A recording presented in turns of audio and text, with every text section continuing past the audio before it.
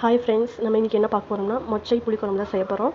இது நான் வந்து ஒரு 200 கிராம் எடுத்து வச்சுருக்கேன். எடுத்து 8 மணி நேரம் ஊற வச்சு ஒரு 7-8 விசில் எடுத்து வேக வச்சு எடுத்து வச்சுருக்கேன். நல்லா வெந்திருக்கு பாருங்கள். இதுக்கு நம்ம தேவையான பொருள் என்னென்னு பார்க்கலாம் வாங்க. ஒரு எலுமிச்சை சைஸ் அளவுக்கு புளி ஊற வச்சு எடுத்துருக்கேன், கரைச்சி வச்சுருக்கேன். ஒரு கைப்பிடி அளவு கொத்தமல்லி நறுக்கி வச்சுருக்கேன். 2 மீடியம் சைஸ் தக்காளி அரைச்சி வச்சுருக்கேன். ஒரு அரை முடி தேங்காய் பேஸ்ட் ஆக்கி அரைச்சி வச்சுருக்கேன். தேவையான ஆயில் எடுத்துக்கலாம். கொஞ்சம் பெருங்காயம் போட்டுக்கலாம். ஒரு கொத்து கருவேப்பிலை, 2 பெரிய சைஸ் வெங்காயம் பொடி பொடியாக அரைச்சி எடுத்து வச்சுருக்கேன். நம்ம இதை எப்படி தாளிக்கலாம்னு பார்க்கலாம் வாங்க. கேஸ் ஆன் பண்ணியாச்சு. நம்ம கேஸ் மேலே ஒரு பாத்திரம் வச்சுருக்கோம். நல்லா ஹீட் ஆகிடுச்சு. நம்ம ஆயில் ஊற்றிக்கலாம். ஆயில் ஆட் பண்ணிக்கலாம். நம்ம இதில் ஆயில் நல்லா சூடாகட்டும். ஒரு அரை ஸ்பூன் கடுகு போட்டுக்கலாம். அரை ஸ்பூன் ஜீரகம் ஆட் பண்ணிக்கலாம். நல்லா பொரிக்கிட்டோம். நல்லா பொரிஞ்சிருச்சு. நம்ம இதில் வெங்காயம் கருவேப்பிலை ஆட் பண்ணிக்கலாம். நல்லா கலந்து விட்டுக்கோங்க. ஒரு நிமிஷத்துக்கு நல்லா வணங்கட்டும்.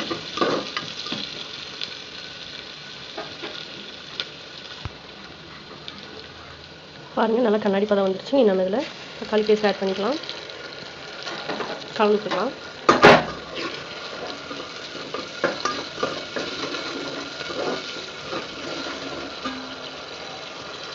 பச்சை வாசனை போகிற அளவுக்கு நல்லா வணங்கட்டும். பச்சை வாசனை போய் சீக்கிரமாக வணங்கிறதுக்கு நம்ம இதில் கொஞ்சம் மஞ்சள் ஆட் பண்ணிக்கலாம். 1/4 ஸ்பூன் மஞ்சள், கொஞ்சம் உப்பு ஆட் பண்ணிக்கலாம். ஒரு அரை ஸ்பூன் உப்பு ஆட் பண்ணிக்கலாம். கலந்து விட்டுக்கோங்க. ஒரு நிமிஷத்துக்கு நல்லா வணங்கட்டும். கொஞ்சம் பெருங்காயத்தில் ஆட் பண்ணிக்கலாம். ஃபஸ்ட்டு ஆட் பண்ணியிருக்கணும், மறந்துட்டேன். இப்போ ஆட் பண்ணிக்கலாம், ஒன்றும் பிரச்சனை இல்லை. நல்லா கலந்து விட்டுக்கோங்க. எண்ணெய் நல்லா ஃப்ரை ஆகிடும். பாருங்கள், நல்லா வணங்கிடுச்சு. பாருங்கள், நல்லா வணங்கிடுச்சு. நம்ம இந்த ஸ்டேஜில் மசாலாவில் ஆட் பண்ணிக்கலாம். ஒரு ஸ்பூன் மல்லித்தூள்,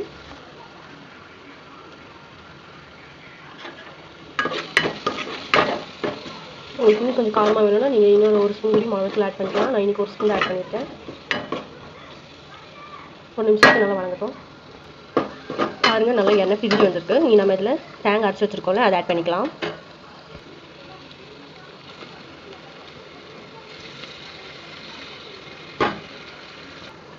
கொஞ்சம் ஜாரில் தண்ணி அலசி ஊற்றிக்கலாம். நல்லா மிக்ஸ் பண்ணிக்கோங்க. அந்த மசாலாவோட நல்லா மிக்ஸ் ஆகிடும்.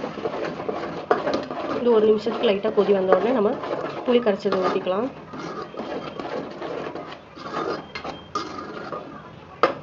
ஒரு நிமிஷம் போல் கொதிக்க விட்டோம். கொதி வந்துடுச்சு. நல்லா நம்ம இலக்கி விட்டுக்கலாம். நம்ம இதில் இந்த ஸ்டேஜில் புளி தண்ணி ஊற்றிக்கலாம்.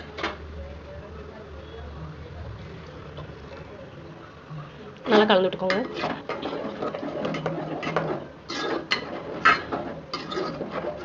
லைட்டாக ஒரு கொதி வரட்டும். இல்லை நம்ம இனி மொச்சை வேக வச்சுருக்கோம்ல, அதை நம்ம இனி இதில் கலந்து விட்டுக்கலாம்.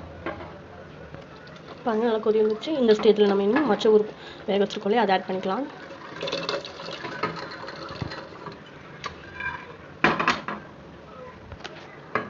ஆட் பண்ணியாச்சு. நல்லா கலந்து விட்டுக்கலாம்.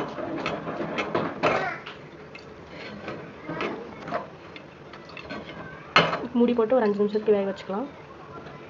இந்த ஸ்டேஜில் நீங்கள் உப்பு செக் பண்ணிக்கோங்க. உங்களுக்கு கரெக்டாக இருந்தால் போட வேண்டாம். ஏன்னா புளி ஊற்றிருக்கோம்ல, புளி ஊற்றினால உப்பு வந்து இழுத்துரும். அதனால் எதுக்கு ஒரு தடவை செக் பண்ணிக்கோங்க. கரெக்டாக இருந்தால் விட்டுருங்க. இல்லாட்டினா நீங்கள் கொஞ்சம் ஆட் பண்ணிக்கோங்க. இப்போ நம்ம மூடி போட்டு வேக வச்சிடலாம். 5 நிமிஷத்துக்கு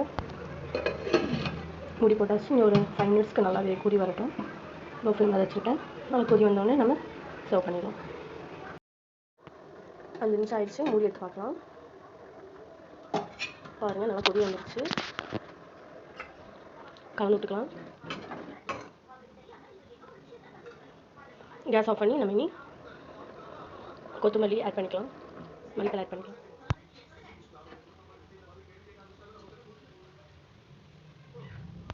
ரெடி ஆயிடுச்சு.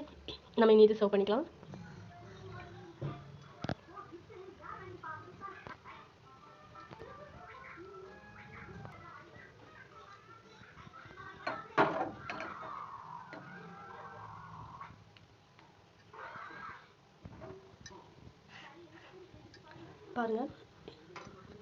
பாருங்கள் சுவையான மொச்சை புளிக்குழம்பு ரெடி ஆயிடுச்சு. நீங்களும் இதே மாதிரி ஒரு தடவை செஞ்சு ட்ரை பண்ணி பாருங்கள். சூப்பர் டேஸ்ட்டாக இருக்கும். இது நம்ம சாப்பாடு கூட, தோசை, இட்லி எல்லாம் கூட நல்லா சூப்பரான காம்பினேஷன். சீக்கிரமாக செய்யலாம்.